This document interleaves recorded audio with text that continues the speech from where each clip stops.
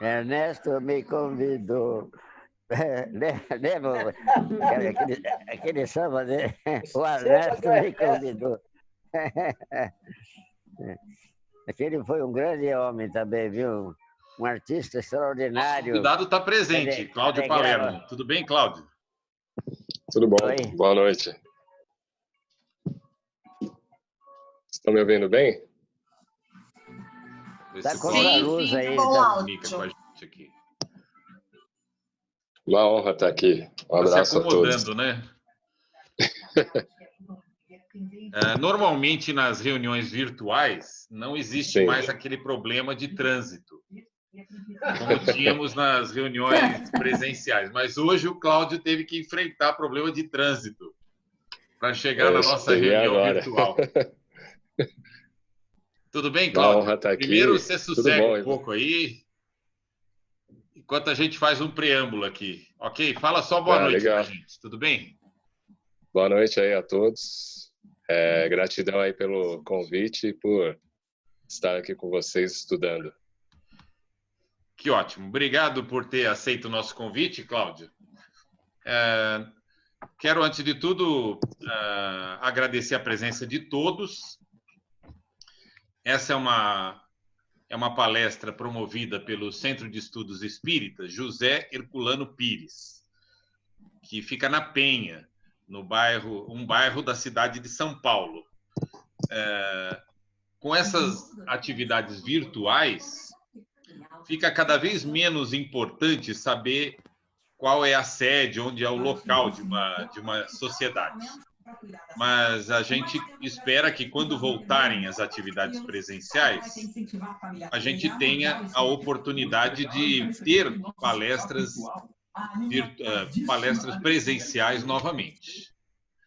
E, no entanto, essa atividade que nós estamos começando aqui, nessas últimas semanas, e que tem sido agora sistemáticas todas as quintas-feiras, a gente espera que continuem também, mesmo depois da gente ter atividades presenciais.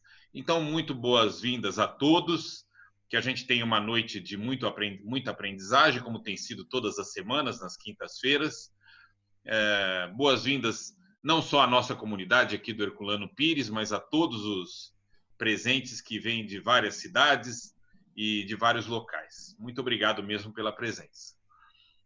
O nosso palestrante é Cláudio Palermo, que é um conhecido radialista da Rádio Boa Nova, TV Mundo Maior, e que eu queria comentar com vocês aqui, que conheço já há alguns anos, apesar dele ser muito jovem, eu conheço já há alguns anos. Eu participava de um programa na Rádio Boa Nova, chamado Momento Espírita. Participei desse programa durante 40 anos. Aliás, tenho aqui a satisfação de ter a presença também do Antônio Carlos Amorim, da Suzete, que já estiveram com a gente em outros eventos e estão aqui novamente. E o que acontece? O Cláudio eu conheci muito jovenzinho, porque às vezes ele ia lá participar do nosso programa, fazia a leitura de algumas notícias e mostrava já todo o seu gosto e as suas habilidades para ser radialista. É muito bacana saber, Cláudio, que você se dedicou à comunicação e faz dessa carreira, vamos chamar assim, uma carreira de muito sucesso. O Cláudio vai falar sobre a pluralidade dos mundos habitados e, portanto, traz aqui para a gente um tema bastante polêmico também. Cláudio, fique à vontade, você fala primeiro e depois a gente faz as perguntas. Eu quero sugerir a todos que deixem seus microfones desligados e quem quiser falar alguma coisa, comenta ali no nosso chat, nós vamos anotando e ao final a gente faz as perguntas para o Cláudio. Fique à vontade, Cláudio. Muito obrigado pela presença. Eu que agradeço, um abraço aí novamente a todo mundo.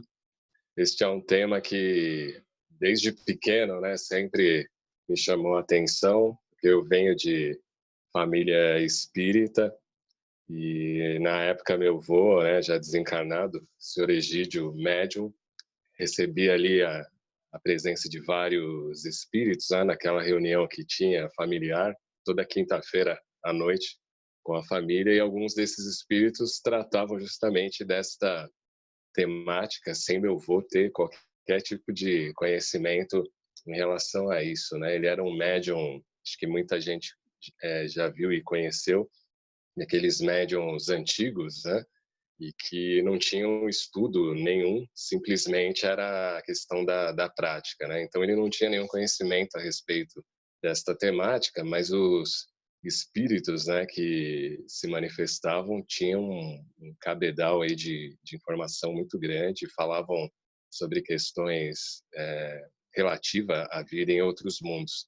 Então a partir daí eu comecei a pesquisar para ver, no primeiro momento, se realmente as informações que os espíritos estavam dando ali por intermédio do meu avô tinham alguma coisa de real.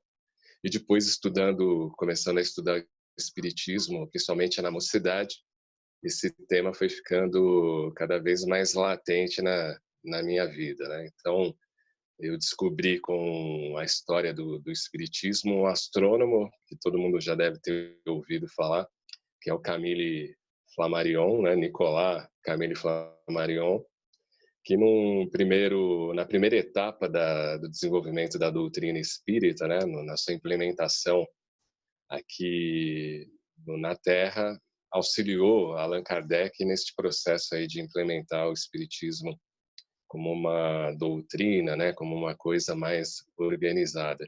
E ele começou a estudar essa questão porque desde jovem ele vinha através dos seus livros e pensamentos, estudando e tentando achar uma compreensão se o homem era realmente o único que existia, né? A raça humana, a única raça existente, inteligente no cosmos. Ele, como astrônomo, dentro da sua lógica e da sua teoria do século XIX, acreditava que existiam outras humanidades celestes, né? Não existia o termo extraterrestre, não existia o termo alienígena.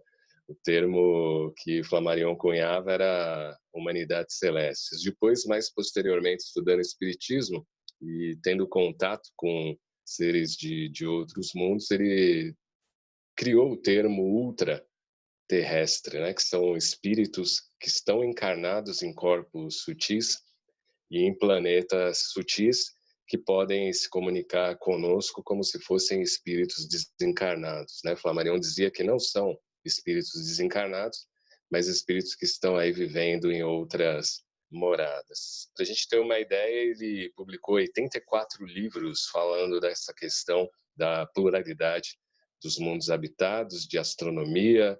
Ele desenvolveu também as questões que hoje a gente conhece como meteorologia, né? Ele alçava voos em balões até altas camadas da nossa atmosfera para fazer pesquisas, e com isso ele descobriu ali a condução dos ventos, como que é a questão atmosférica, e isso foi até mais ou menos, esses estudos ficaram valendo até a década de 70, quando as nossas sondas começaram a viajar aí pelo sistema solar, algumas comprovando algumas teorias dele no espaço e outras comprovando de maneira diferente, né, mostrando de maneira diferente alguns pensamentos que ele tinha lá no século XIX. Então, o Flammarion foi alguém que desenvolveu, não só dentro do início da história do espiritismo, depois ele rompe, né, com o que seria o movimento espírita francês, mas no seu início ainda com Allan Kardec, ou até a desencarnação de Allan Kardec, ele desenvolveu muito desse estudo da questão da vida em outros mundos. Depois que Kardec desencarnou, ele rompe com o movimento espírita, ele até tem uma frase muito bacana que ele diz o seguinte: a sucessão natural na presidência da Sociedade Parisiense de Estudos Espíritas seria dele. Mas quando perguntaram para ele se ele queria assumir a presidência, ele disse que não, porque os médiums da sociedade não entenderiam o pensamento científico dele, né? Ele acreditava que eles eram muito místicos e não tinham aquele elemento científico de questionar os espíritos, de questionar as informações que estavam chegando. Então ele arranjou muita briga, né, com alguns médiums da época. A parte rustanguista do movimento espírita criou uma história de que ele não acreditava na sua mediunidade, né, ou não acreditou posteriormente a publicação de uns livros, e na verdade ele tinha um questionamento a respeito de si e da mediunidade, que se era informação, era uma informação via psicografia, psicofonia, enfim, era uma informação de conhecimento do médium, provavelmente aquilo era o que a gente conhece hoje como uma coisa anímica, né?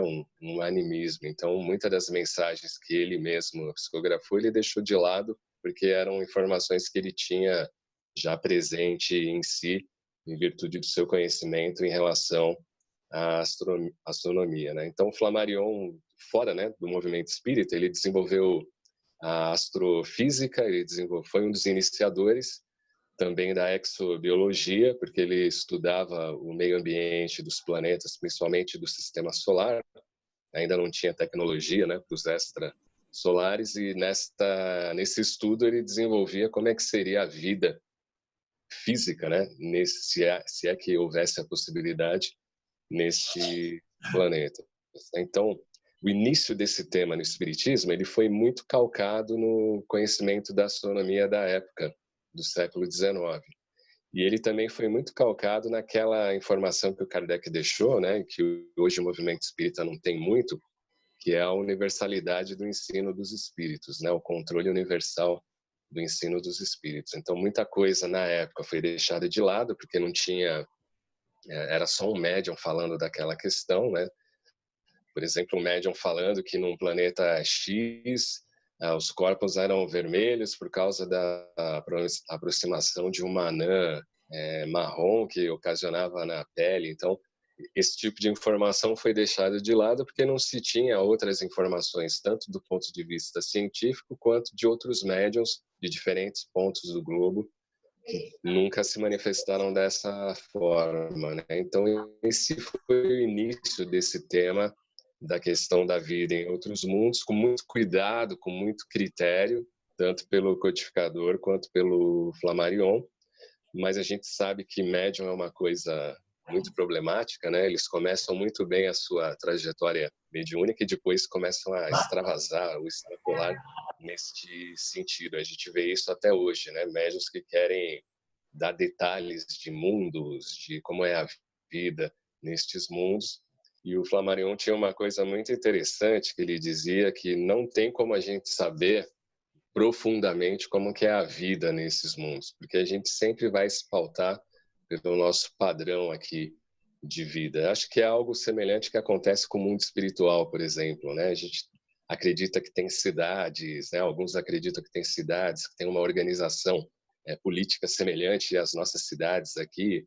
Você tem guetos, né? Como o umbral, que as pessoas estão os espíritos estão divididos. Então isso é uma forma que as pessoas tinham aqui de vida, de relação, e quando desencarnam vão enxergar isso desta maneira. Então, alguns médiuns acabam tendo uma compreensão a respeito da vida dos mundos muito baseada naquilo que herdou da ficção científica, né? De tanto assistir filmes de ficção científica. E o estudo dos mundos habitados, né? Da pluralidade dos mundos habitados, quando foi feita por Kardec, por Flammarion e o grupo ali inicial da doutrina espírita, eles tinham muito cuidado, muito critério em analisar essas comunicações, com algumas informações que até hoje a gente não tem como saber, tanto do ponto de vista mediúnico quanto do ponto de vista científico. Então eles tinham muito critério, um pé atrás, né? Bom, já que o espírito está falando dessa maneira, o médium X está relatando através de desdobramento isso, não tem como afirmar que é 100% essa informação, mas também não vamos negar porque ainda não há elementos nesta época que a gente pode entender e assimilar, né? Então, existia na época um debate muito forte em relação a essas ideias.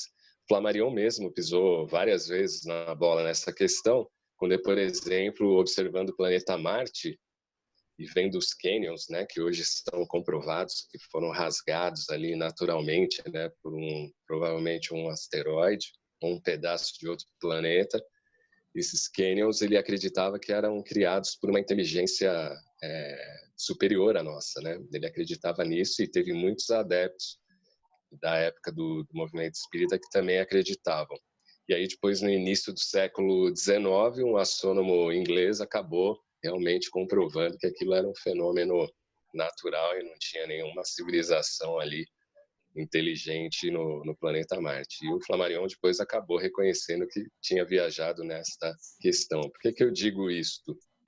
Que nesse tema de vida em outros mundos, a gente não pode nem aceitar tudo e nem negar tudo, porque primeiro que a nossa ciência, astronomia, astrofísica, exobiologia estão engatinhando e a cada dia vem descortinando novas realidades no nosso cosmos, né? E também em planetas extrasolares.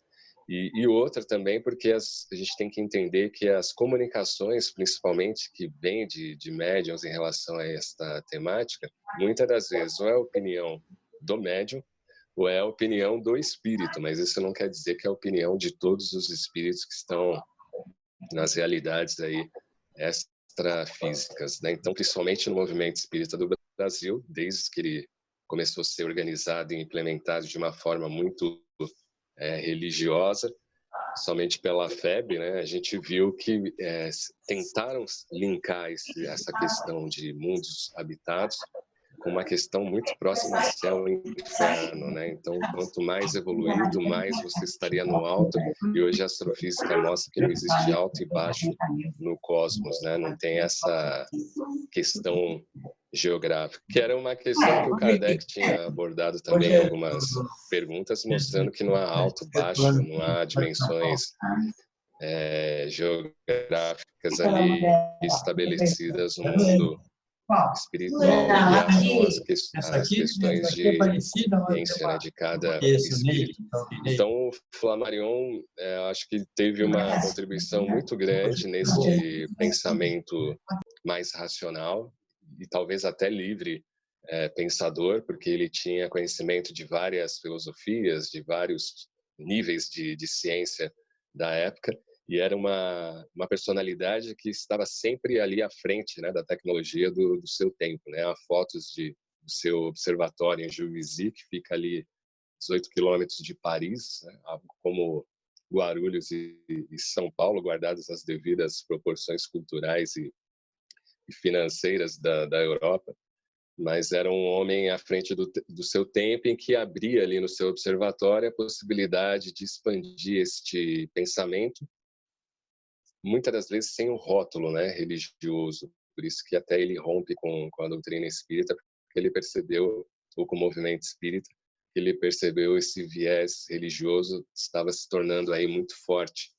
E hoje, com a documentação que a gente está vendo, né, que a FEAL, Fundação Espírita André Luiz, está de posse, do Canuto de Abreu, a gente vê que isso realmente se tornou uma realidade e foi proposital, né?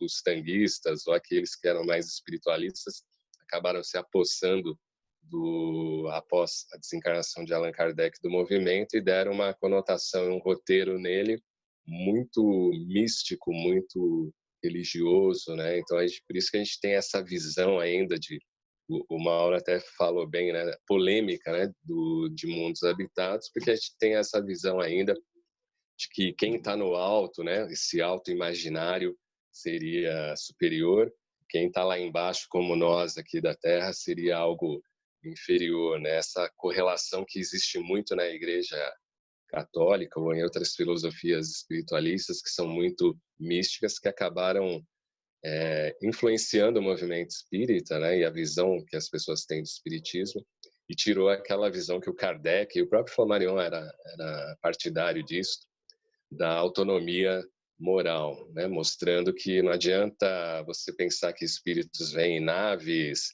ou que Jesus virá no final da data limite, como muita gente acredita, quando na verdade você, como espírito co-criador, você tem aí a sua autonomia moral. E dentro dessa autonomia moral você tem escolhas, se você escolhe positivamente ou negativamente, você vai ter a responsabilidade destas ações, né? Então, acho que o rompimento do Flammarion sobre isso acabou ocasionando uma série de questões, quando hoje a gente tem de posse da FEB, né, as obras do Camille Flammarion, e parte do movimento espírita nem conhece, né, nem é muito divulgado essas obras, porque as pessoas acham que não tem ou condição de entender, ou que aquilo está muito além da compreensão da maioria das pessoas que acessam, por exemplo, uma casa espírita. E o Flammarion tinha uma vertente muito igual à do Kardec, que era de trazer algo extremamente técnico, né, o que a gente ainda não tinha conhecimento, e trazer isso para a nossa linguagem, para a linguagem popular. Tanto que ele foi o primeiro a publicar livros de astronomia com figuras ou com desenhos, né? Até então não se tinha isso no final do século XIX. Ele foi o primeiro também a publicar revistas de astronomia em bancas de jornais, que até então era algo inédito, que foi pela academia da época, né, ligada à astronomia, foi algo não foi bem visto, né, porque ele queria popularizar a astronomia. Ele dizia que não adianta o homem ficar olhando para o umbigo, né, para baixo. Ele tem que olhar para cima e ver as questões celestes e ver que existe ali uma harmonia e uma força superior organizando tudo isso. Ele acreditava que o homem teria uma outra visão de si e da sua relação com a Terra e também com o universo. Então ele fez de tudo para popularizar, brigou com o Observatório Nacional de Paris, que é onde ele trabalhou inicialmente, mas como ele tinha essa visão de popularização, o chefe da época, o Levanier, não gostou muito e acabou expulsando o Flammarion. É aí que ele tem a ideia de criar o observatório lá em Juvisy, e tem a ideia ali de dar aulas, de fazer seminários, de tanto, lógico, tinha um lado financeiro, né, de pesquisa e tal, mas também ele abria muito para estudantes que não podiam pagar e queriam se aperfeiçoar ou aprender mais sobre as questões de astronomia, né? Então, o movimento espírita do Brasil muito provavelmente não compreende a figura de Flammarion, até porque teve aquelas deturpações, né, a respeito dele, a respeito do que ele falava dos médiuns, e principalmente dos médiuns que ele acreditava como místicos. E esta é a palavra que ele usava mesmo, e usou em muitos livros, né? Ele acreditava que os médiuns aceitavam muito o que os espíritos falavam e que ele tinha aprendido com Kardec. Não era essa questão. Ele tinha uma oratória muito influente, né? Ele era muito bom de fazer pronunciamentos e palestras, não é à toa que ele fez o pronunciamento na hora do enterro, né, de Allan Kardec, no velório de Kardec. Mas por que eu falo sempre do Flammarion quando eu falo de questão de vida em outros mundos? Primeiro que eu acredito que ele é uma referência nisto, até porque publicou mais de 80 livros falando dessa questão. Segundo, pelo embate que ele teve de ideias com o movimento espírita francês que estava iniciando. E terceiro, pela lógica que ele sempre primou, né, e sempre priorizou em suas obras. E esse conceito, né, que o Kardec acabou colocando como um dos pontos fundamentais da doutrina espírita, você tem que entendê-los com o livre pensar, não há outra maneira. Por mais que eu goste de algumas teorias, de algumas ideias, quando você começa a estudar a questão da vida em outros mundos, como está ali na codificação, como está nas obras de Flammarion, você acaba percebendo que existe uma realidade muito maior do que aquela que a gente conhece como mundo espiritual. Alguns gostam de falar plano, né? Como se tivesse todos os espíritos num plano ali, vivendo numa dimensão. Flammarion dizia que existiam esferas que para nós são invisíveis, e essas esferas seriam habitadas por seres ou igual a nós, ou menores do ponto de vista de inteligência, ou superiores. Mas ele nunca colocou aquela relação que a gente tem muitas das vezes, né? É um espírito vindo de fora, então esse espírito sabe tudo, pode perguntar tudo a ele. A gente viu isso na codificação com São Luís, né? Em muitos momentos o Kardec até o provocava e ele não respondia, ou ele falava, volta lá na pergunta tal, que a resposta está ali. Então, essa relação natural com a espiritualidade ou com os seres mais que são mais progressistas do que nós, e ao mesmo tempo ele não se isolava do meio ambiente que ele estava, ou não se isolava do mundo que ele estava, né? Ele tinha essas suas ideias políticas, as suas ideias culturais, e sempre via essas ideias da doutrina espírita como ideias progressistas, né? Por mais que ele morasse na França, que era um país, e é até hoje, muito mais evoluído culturalmente e economicamente que o Brasil, mas ele via nas ideias espíritas ideias progressistas em que realmente vieram para ajudar a mudança ou a transformação do nosso planeta. Coisa que não ocorreu quando o movimento espírita vem para o Brasil, se torna, né, o maior movimento do planeta, mas extremamente religioso e assistencialista. E ao mesmo tempo, né, não sei se alguns vão gostar disso, mas um movimento muito de direita, né? Diferentemente do movimento iniciante do espiritismo, onde você tinha muita gente que era muito progressista, né? E essas ideias o Flammarion tinha muito presente em si. Talvez também esse seja um lado que ele tenha sido renegado por parte do movimento espírita aqui do Brasil. E a lógica do Flammarion hoje é que falta no nosso movimento para entender certas ideias, né? Hoje há muita mistura com ufologia, há muita mistura, por exemplo, tem gente que adora falar física quântica a todo momento em palestra espírita, como se isso fosse algo novo, e não é. Né? Na época de Flammarion já se tinha estudos a respeito disso, mas como se isso fosse uma ideia para comprovar as teses espíritas, quando é o contrário, né? As teses espíritas que vão colaborar para esses tipos de ideias, né? E o que incomoda muito são esses médiums, né, que gostam de fazer essas revelações, né? Muitas das vezes eles querem ter a ideia principal, né, ser um revelador principal para que as pessoas o adorem, e começam a falar um monte de besteira, né? Eu já recebi mensagem, por exemplo, dizendo que a Terra está indo em direção à galáxia, se não me engano, era Sirius. E com essa aproximação, um jato de energia de não sei quantos megawatts viria aqui iluminar o nosso planeta e trazer espíritos de luz. E aí eu mandei essa informação para um amigo meu, que é astrônomo, que é o Salvador Nogueira. Ele está sempre aí nos programas de TV, porque ele tem um bom humor para falar de certas questões muito grandes e descomprovar, né, teorias, se é que existe essa palavra, teorias que estão aí em pauta na internet, terra plana, segundo sol e por aí vai. Tem muito espírita que acredita nessas questões. E aí ele me mandou a resposta dizendo o seguinte: cara, se tivesse uma energia desse tamanho, não só destruiria a Terra, mas o sistema solar. Então é legal a gente priorizar esse conteúdo racional, primeiro, que a gente tem como legado isso do Kardec, e segundo, pelo avanço que a gente tem hoje da astronomia e da astrofísica, e entender estas questões. A vida ela não surge tão fácil como a gente imagina ou imaginou, pelas teorias católicas, protestantes, né, escolástica e por aí vai. A vida ela surge com muita dificuldade no nosso universo. A gente não tem ainda a capacidade de entender todos os porquês, mas a gente tem a capacidade de pesquisar ou de ir atrás dessas informações para talvez num futuro entender estas respostas, né? Então a gente tiver muita viagem hoje no movimento espírita.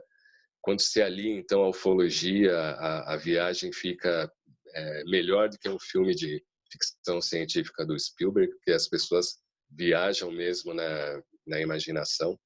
Eu acho que o espiritismo tem uma resposta muito importante, que é a questão do perispírito, e que cada ser ligado a um planeta tem o seu perispírito conforme este planeta, e que provavelmente ele não poderia viajar a outro mundo sem ter o seu perispírito adaptado a esta questão. Isso já quebra muitos os relatos principalmente de ufólogos ou de pessoas que dizem, né, entre aspas, que entraram em contato com seres extraterrestres, a gente vê muito disso, e se você colocar na lógica, 90% desses relatos, eles são ou invenções das pessoas para tentar se autopromover, ou realmente tem até uma boa fé nessa questão, mas porque elas acreditam e creem que aquilo é um fenômeno real. Então, por isso que a gente não vê a todo momento seres aparecendo e desaparecendo. Pela lógica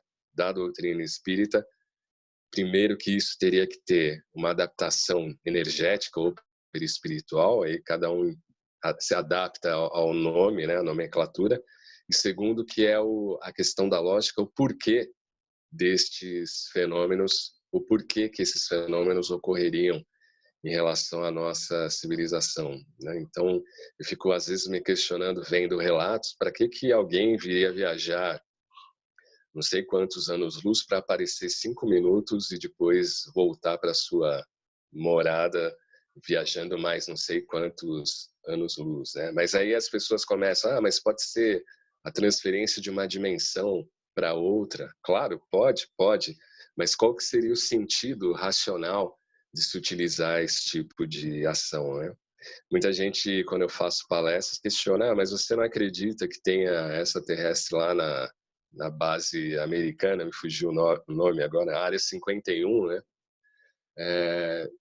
Pode ter, pode, claro, nada é impossível neste universo, mas qual que seria a finalidade de espíritos que viajariam uma tecnologia muito além da nossa, de repente ficar preso, né, por uma civilização inferior? Porque se eles têm tanta tecnologia, por que eles se submeteriam a ficar presos à nossa realidade aqui dimensional, né? Se são de outras dimensões, como muita gente acredita, por que ficariam presos aqui nesta dimensão? Então, esse tipo de situação que faz com que as pessoas viajem e, ao mesmo tempo, exaltem a sua opinião pessoal, aquilo que gostariam que realmente fosse, o espiritismo mostra um freio nisso, né? Que é a questão racional e a questão também de você estar num planeta mais rochoso como a Terra, e quem vive em planetas evoluídos, como está lá na escala espírita, na classificação espírita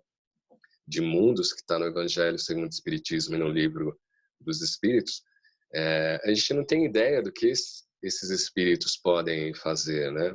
A gente não tem a compreensão. A gente sempre vai tentar pequenar esses seres ou espíritos dentro da nossa realidade.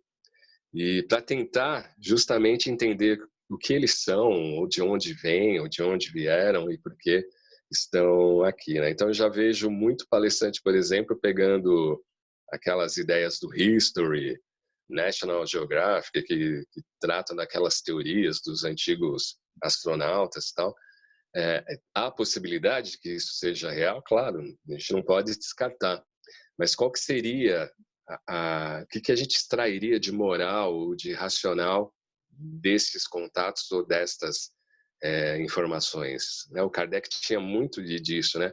O que você extrai de uma comunicação espiritual? É só o fato do espírito estar falando ou escrevendo por intermédio de um médium? Não, você precisa tirar ali o conteúdo, a parte moral, a parte racional, o que aquilo vai mudar em você e vai mudar na sociedade. Infelizmente, a gente vê hoje o movimento espírita muito distante do pensamento do codificador, porque acaba preferindo estas ideias, né, que vêm. Essas ideias são sim alienígenas, né, que acabam aportando dentro do movimento espírita.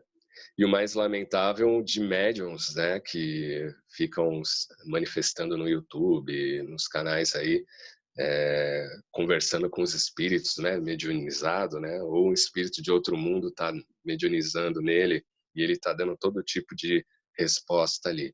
E se você pegar todas as respostas, não há nada de diferente, tanto do nosso conhecimento quanto do conhecimento espiritual. Não há nenhuma revelação que seja fundamental ali para a compreensão desta temática. É mais do mesmo. Então a gente pode aí voltar lá a Flammarion dizendo, ou é conhecimento do próprio médium, ou é o espírito que ainda é limitado, e só que as pessoas que estão em volta acham que aquilo lá é uma revelação sensacional, né? E por aí vai, crianças índigo, cristal, né? Isso aí são ideias de uma seita ufológica que é combatida até hoje pelo FBI lá nos Estados Unidos, porque eles promovem todo tipo de atrocidade, chegam até a matar pessoas, fora as questões de relacionamento sexual promíscuo em grupo, né? Então, fora desvio de dinheiro também. Tem uma série de questões que hoje grande parte dos espíritas aceitam e acham que isso complementa, né, até o pensamento de Kardec, que é um absurdo, mas tentam mostrar isso como sendo a vida em outros mundos, quando nas palestras eu sempre digo, né, vou frustrar vocês, porque na verdade não tenho o que falar dos outros mundos. A gente não conhece, não fui até lá, não fomos ainda.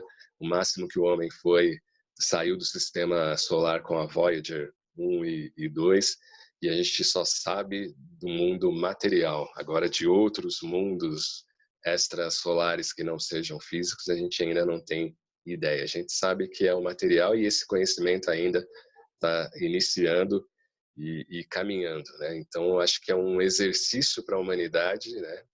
Esse mistério do que existe além da nossa compreensão aqui no espaço, no cosmos, mas é um exercício que a humanidade tem de caminhar cada dia para tentar entender, né? Por que a gente está aqui? Quando eu digo isso, aqueles que não são espíritas, né? Os espíritas já sabem por que a gente está aqui, da onde a gente veio e para onde iremos, mas a grande parcela da humanidade que ainda é materialista ainda não tem esse tipo de resposta, ou mesmo de tentar entender e compreender. E aí tenta criar essas múltiplas teorias, né, do que acontece dos mundos habitados e por que eles vêm para a Terra. Né? Imagine, alguém que é tão superior, de repente escolhe viajar para a Terra.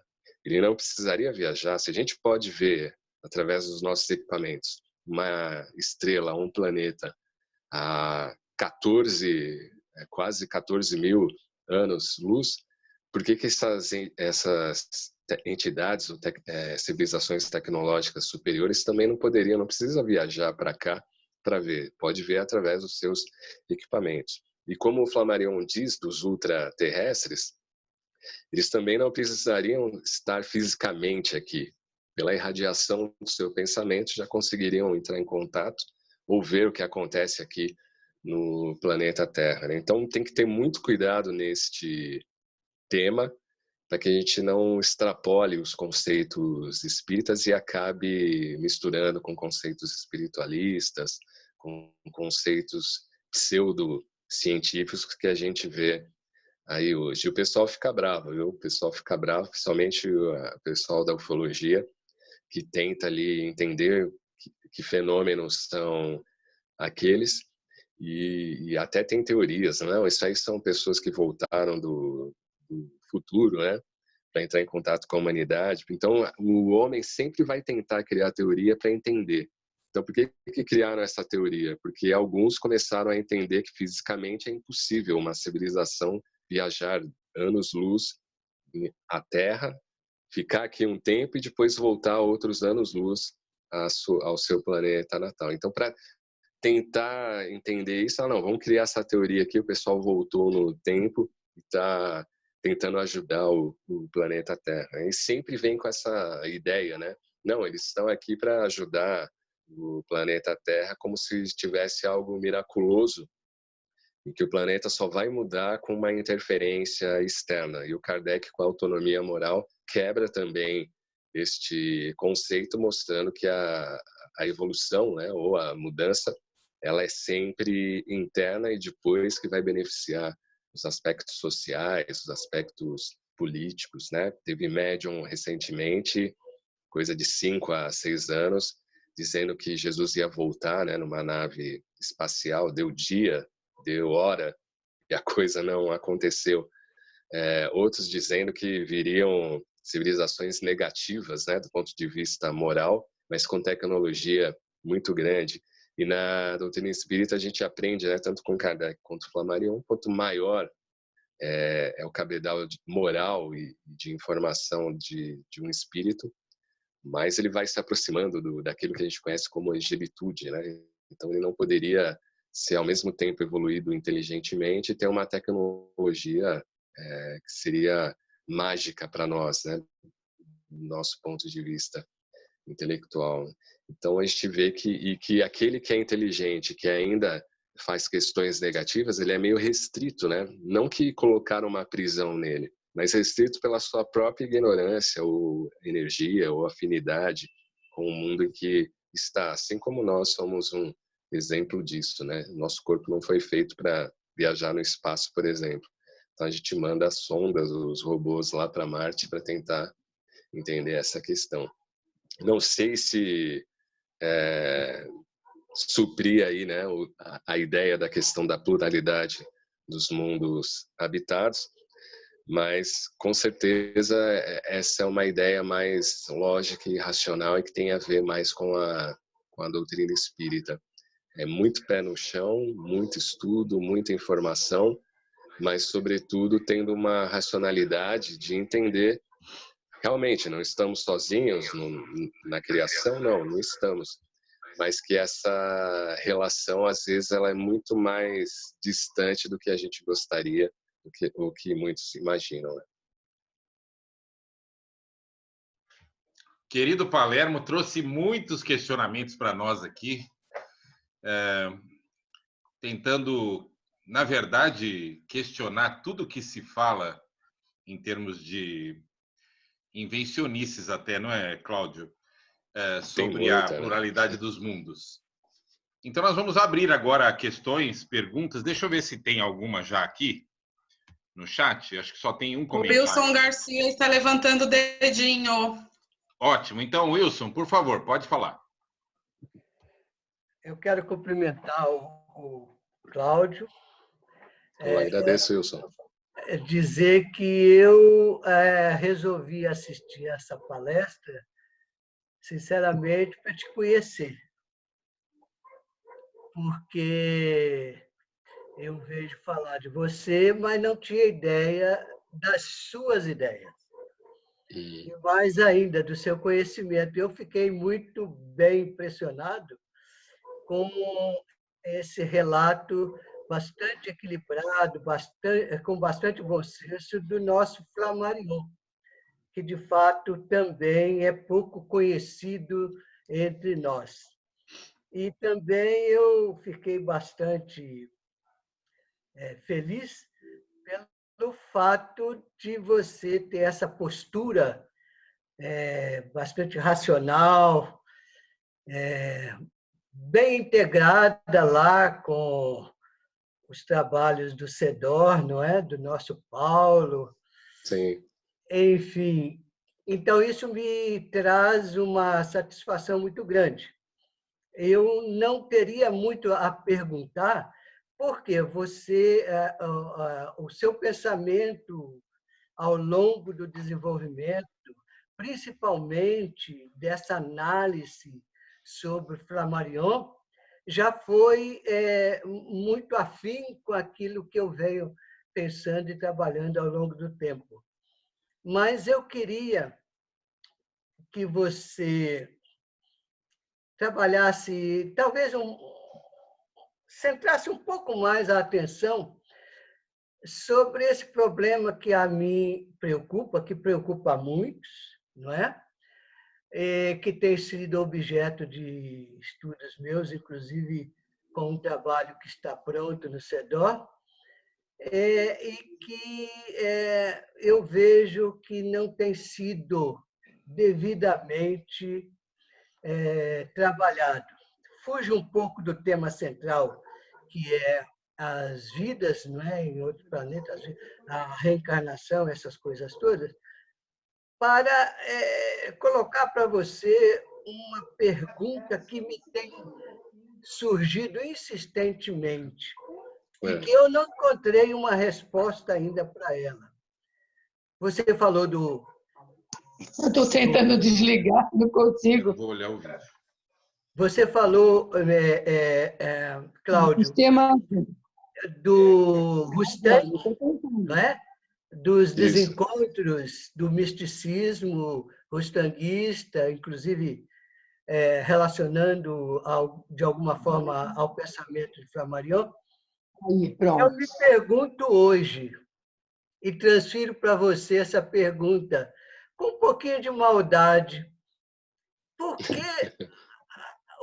o movimento espírita tem tanta facilidade de aceitar a Federação Espírita Brasileira com sua base ultra-rustanguista e rejeita todos os outros segmentos espíritas que discordam dela ou desse tema? É uma boa pergunta, daria aí outra palestra, né? Outro bate-papo. Acho que a grande questão é a veia, né?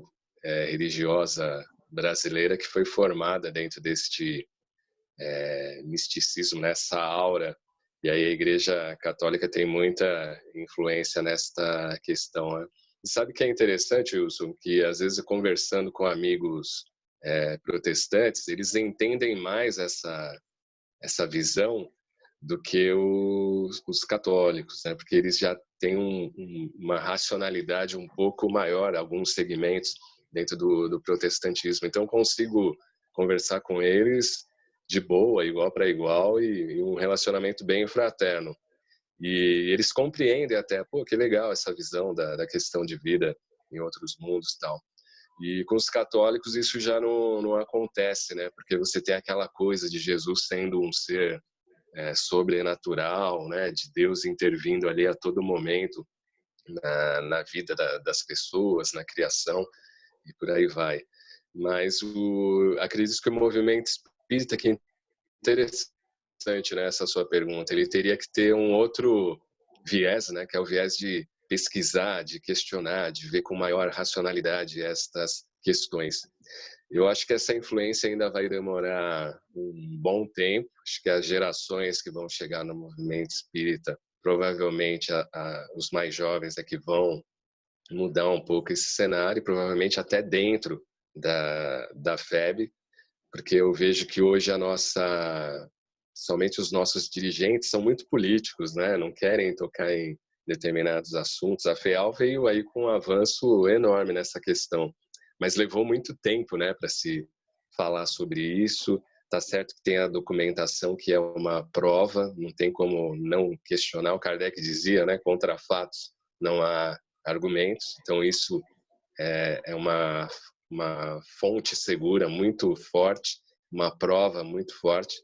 Mas eu acho que o movimento, com o passar do tempo, ele se tornou muito político. Então você não pode falar da FEB, você não pode falar da FESP, você não pode falar que na USE tem certas questões que precisariam ser melhoradas, que a aliança é isso, é aquilo.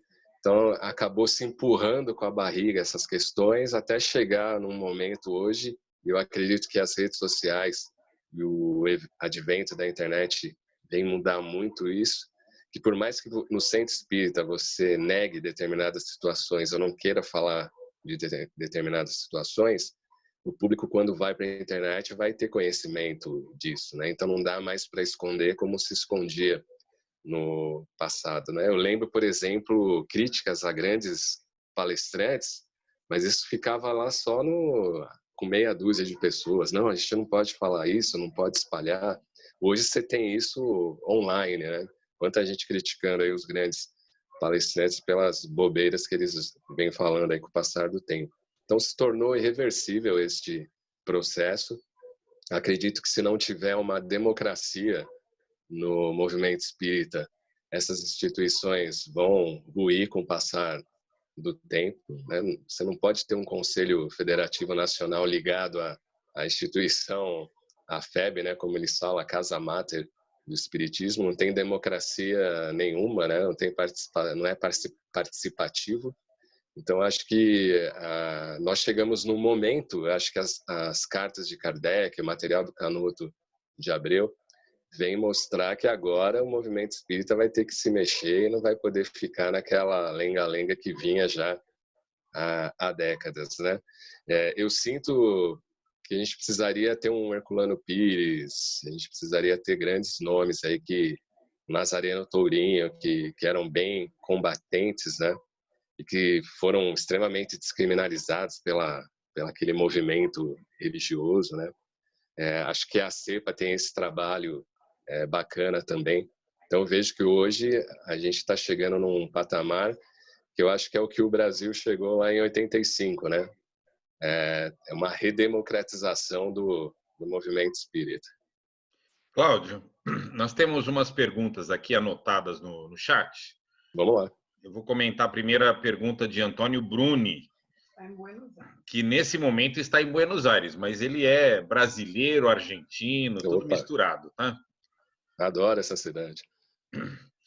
Boa noite a todos. Concordando com a teoria dos mundos habitados, e nesse caminho, se há outros mundos ou planetas mais desenvolvidos, por que não existiria gente viajando de outros lugares para trazer até nós o conhecimento e a preocupação de pesquisar ou acreditar em outros mundos habitados mais desenvolvidos? Boa pergunta. Eu gosto muito de Jornada nas Estrelas, né, Star Trek. Tem um episódio que responde a isso. De repente a Enterprise chega num planeta e esse planeta é muito primitivo. Ele é pré-era industrial. E aí o que acontece? Acontece um cenário ali que os tripulantes da Enterprise são descobertos por essa civilização e são ali como endeusados, né? Passam a ser ali como deuses. Então acredito que podem viajar, claro, podem, tem essa tecnologia, podem fazer isso. Mas aí eu entro na questão que o Espiritismo fala, né? Para quê? E por quê? Qual que seria o cenário disso? Eles vêm aqui só para pesquisar a civilização humana. Bom, isso pode ser feito de longe. Eles vieram aqui para nos auxiliar. Mas até que medida é esse auxílio? É interferindo no livre-arbítrio? Não é? É uma ajuda meio camuflada, que nem os espíritos desencarnados nos fazem. E eu tenho muita critério em entender isso, porque, por exemplo, os espíritos desencarnados, eles nos auxiliam com boas energias, mas eles não fazem aquilo que é o nosso papel, né? O Kardec deixa isso muito claro na codificação.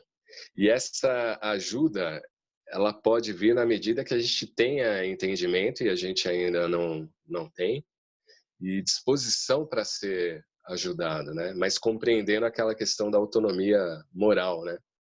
A ajuda não vai fazer algo que é papel nosso. Então, tem muita gente, e vi muito livro espírita falando disso. Não, eles vêm para cá para dar um salto quântico na humanidade, né? Para mudar o DNA espiritual da humanidade. Então, eu tenho muito receio com esse tipo de informação. Claro, eles podem viajar em grandes distâncias? Podem. Mas a grande questão, que acho que é o que a gente está pesquisando e tentando entender, é como é que seria, para que eles viriam aqui? Qual que seria a função, a finalidade?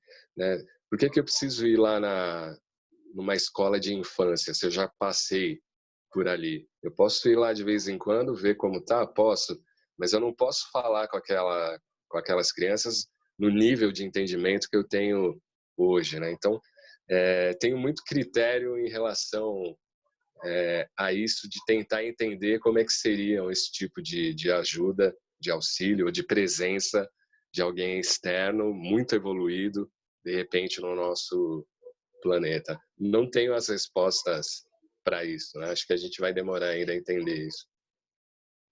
Cláudio, agora uma pergunta de Joel, que, para nossa satisfação, está nos visitando também hoje. Ele é da cidade de Araçatuba. E fez bacana, já tive em Araçatuba. Parabéns pela brilhante exposição.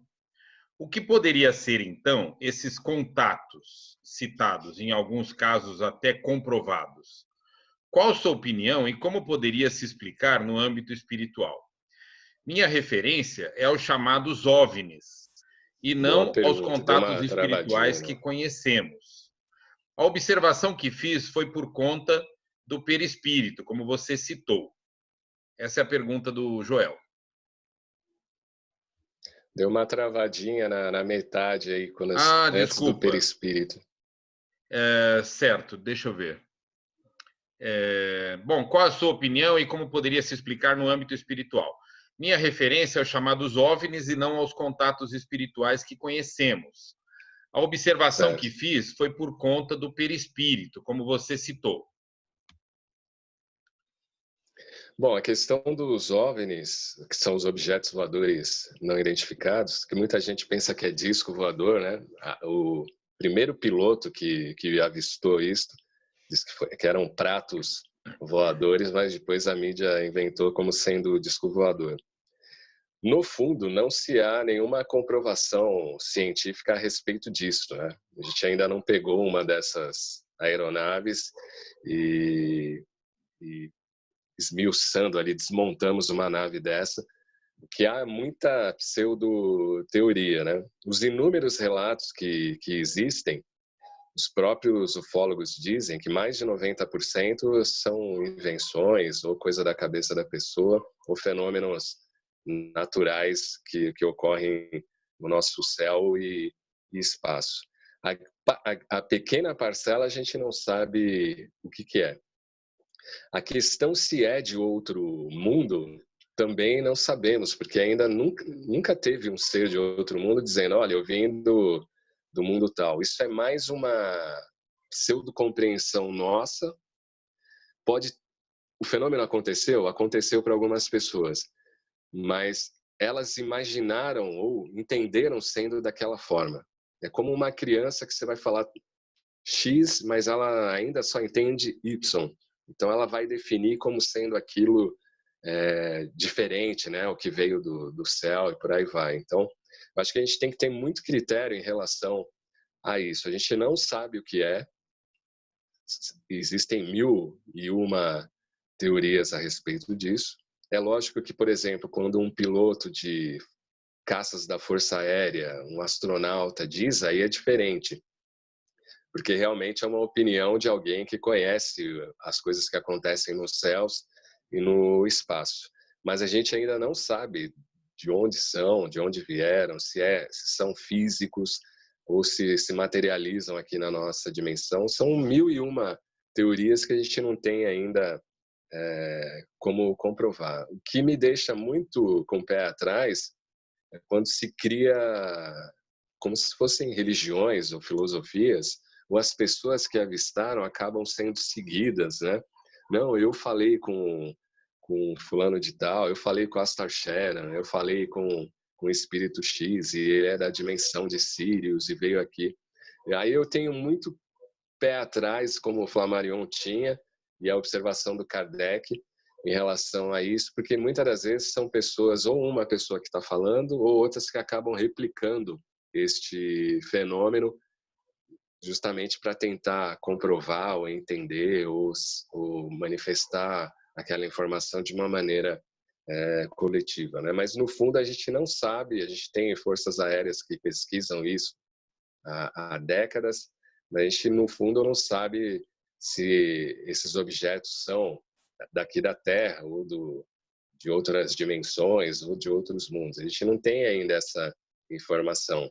O que se há são 1001 teorias, e, claro, todas elas feitas para entender esse fenômeno, por pessoas até de boa fé, de boa índole, mas que a gente ainda não pode definir, isso é de outro mundo, isso é de extraterrestre, isso é de alienígena. Não tem ainda, a gente não tem essa como saber, né? Alguns pesquisadores, até com muito critério, dizem que provavelmente isso é uma mesa girante cósmica, né? Que a gente ainda não sabe o que é, mas estamos começando a entender ou a desvendar, né?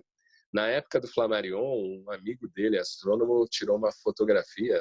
Na época do Flammarion não era fácil ter máquina fotográfica e nem equipamentos de tecnologia que a gente tem hoje. De um objeto cilíndrico que estava em cima de uma região do interior de Paris, da França, né? Mas eles também não disseram o que era aquele objeto, simplesmente fotografou e começaram ali a especular o que poderia ser. Na época eles foram mais pelo lado natural da coisa, né? Algum fenômeno natural do meio ambiente, da atmosfera em si. Mas eu tenho muito cuidado quando as pessoas vêm, fecham a questão e falam, não, esse é do planeta X, aquele veio do planeta H, aquele veio da constelação de Andrômeda. Como saber realmente disso? Cláudio, existem várias pesquisas hoje feitas por segmentos que não são espíritas, né? Tem até uma ciência chamada astrobiologia e tem a exobiologia, né? Tem até uns nomes. Aparentemente, Isso. eles buscam muito mais identificar alguns sinais de que pode haver vida em outros planetas, como, por exemplo, a existência da água ou de algumas combinações orgânicas, ou do potencial de ter algumas combinações orgânicas, né? Do que realmente de constatar a existência de vidas, né? Você queria saber sua opinião, se você acha que é um bom caminho essas pesquisas que buscam primeiro identificar se é possível haver a hipótese de vida nos planetas. Sim. Acho que é um bom caminho. A gente sabe que civilizações com o nosso nível de inteligência é muito difícil de encontrá-las, porque elas se acabam muito rapidamente, né? Os pesquisadores dizem isso. A gente tem um poder de autodestruição muito grande quando atinge esse nível de inteligência. Talvez por aí seja necessária a questão da reencarnação, né? De estar passando por várias sucessivas etapas e experiências, mas acredito muito no que eles falam, que se realmente for descoberto vida, essa vida vai ser microbiológica, vai ser uma coisa muito pequena e não inteligente, como muita gente acredita, de descobrir um planeta com cidades, com tecnologia ou igual ou superior à nossa. Seria maravilhoso descobrir isso, né? Mas aí eu fico também com alguns cientistas que dizem o seguinte, provavelmente aconteceria a mesma coisa da chegada dos europeus aqui na América, né?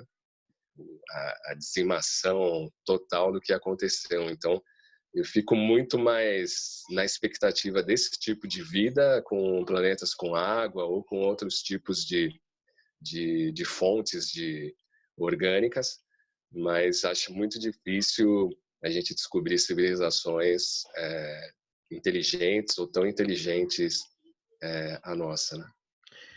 Bom, Cláudio, estamos encerrando, já está no nosso tempo. Fica aí as últimas palavras suas. Acho que a gente tem que sempre analisar, ter o critério, questionar como está sendo feito aqui. A gente tem uma enxurrada de livros que estão com o nome de espíritas, que trazem ali os bastidores, o dia a dia de civilizações de outros mundos. E eu acho que isso a gente não tem como saber, por mais que um espírito desencarnado ou de outra dimensão venha falar isso para nós, quando o médium capta essa informação, ele vai adaptar conforme a nossa estrutura aqui de vida.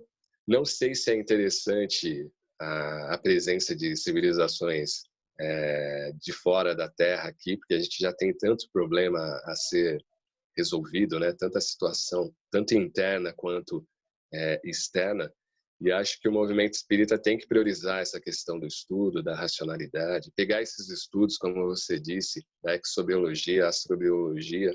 Mas peraí, o espírito está falando que o cara tem 2 metros de altura, é loiro, de olho azul, mas a estrela solar dele é semelhante a uma anã vermelha. Não tem essa possibilidade, né? Assim como muita gente entende Jesus sendo loiro, né, de olho azul no Oriente Médio, né? Então existem mitos, existem invenções, teorias que acabam adentrando o movimento espírita, e o pior, né, vende e as pessoas são chamadas para palestras, para seminários, e digo para vocês, elas não gostam de ser questionadas, porque eu já questionei vários deles enviando perguntas, e eles não gostam de ser questionados. Alguns até falaram em me processar, né? Porque estava discordando ali da opinião deles, né? Então, é um método totalmente contrário do que o Kardec disse em relação aos médiuns, né? O médium tem que colocar a baila e de todos os grupos, para ver se aquela comunicação, aquela mensagem tem fundamento ou não, né? Então a gente tem que ter esse critério e estudar cada vez mais a nossa codificação, porque falta muito ainda para a gente entender o que os espíritos e o que o Kardec deixou como legado ali da autonomia moral, principalmente. Ok, muito obrigado. Parabéns pelo seu trabalho. Eu vou que propor agradeço. uma salva de palmas aqui para quem quiser ligar o seu microfone, fique à vontade. Ou então faz a manifestação de palmas. Gratidão aí. Tamo junto. Muito obrigado mesmo, Cláudio. Só faltou... Desculpa, só faltou a gente saber da sua opinião sobre Deus, sobre espírito e matéria, sobre reencarnação, sobre moral e sobre alguns outros temas espíritas. Então, eu espero que você volte. Bom, a gente alguma marca aí microfonia aí, outra não vez. sei se é devido a outro microfone nosso, me perdoe. Eu vou pedir para a Camila. Pois não, Cláudio. Estou sempre aí à disposição e já falei isso para você, para a Jacira também, né? E me simpatizo com o pensamento da CEPA, me simpatizo com a forma do livre pensar e estou aí à disposição. Quando quiserem outros temas, a gente volta aí. Muito obrigado mesmo, viu? A nossa presidente Camila, normalmente ela que faz as apresentações. Como eu conhecia já você de um tempo, fiz a apresentação hoje. Eu queria passar a bola, por favor, agora para a nossa presidente, a Camila, para ela encerrar a nossa sessão aqui. Está ouvindo, Camila? Boa noite, vocês me escutam? Sim. Estão ouvindo? Boa noite a todos. Como eu sempre digo, é um prazer imenso estar aqui com vocês, mesmo que à distância. É uma troca muito rica, né? Uma troca muito válida, saber como outras pessoas que estudam com tanta, com tanta dedicação ao espiritismo, como pensam e trazem essa contribuição para nós. Então, acho muito importante. Cláudio, meus parabéns. Você mandou muito bem em toda a sua forma de pensar, sua forma de falar. Obrigado. Bem claro, falou de uma forma assim bem tranquila, né? Eu compactuo das mesmas ideias que você. Fico feliz de saber que existem pessoas, né, pelo mundo afora aí que pensam assim que nem a gente, com tanta coisa que a gente vem vendo no movimento espírita, mas é isso aí. A gente vai tocando, vai seguindo, fazendo a nossa parte. E juntos a gente vai conseguir, né? Quem sabe um dia aí trazer para o máximo de pessoas essa forma de pensar, essa visão mais clara que nós temos. Sim. Então, mais uma vez, parabéns, muito obrigada pela presença, seja bem-vindo sempre, sempre que você puder. Nós estamos gravando essa palestra, assim como nós temos feito toda semana, e essa palestra vai subir para o YouTube, no canal do Centro de Estudos Espíritas José Herculano Pires. Nós estamos editando, né, alguns pontos para subir para o YouTube, e aí nós vamos compartilhando depois nos grupos, compartilhando no Facebook, para que outras pessoas que não puderam participar também tenham acesso. Então, a palestra da semana que vem vai ser o Mauro, certo, Mauro? Certinho. Já tem o tema? Sim, nós vamos falar, o tema é O Nosso Destino Não Está Determinado. Olha aí, mais uma para a gente discutir, vai ser bom, hein?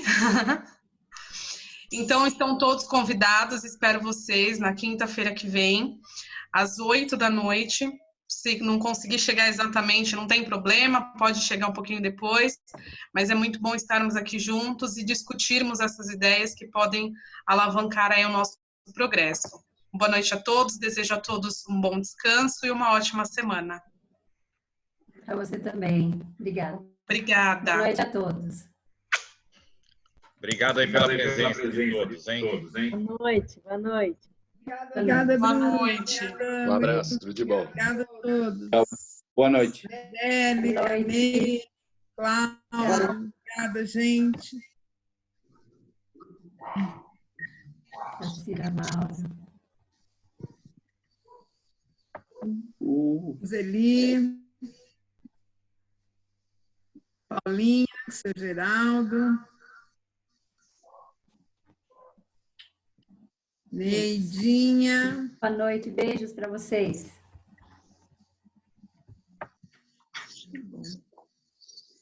Foi ótimo, né?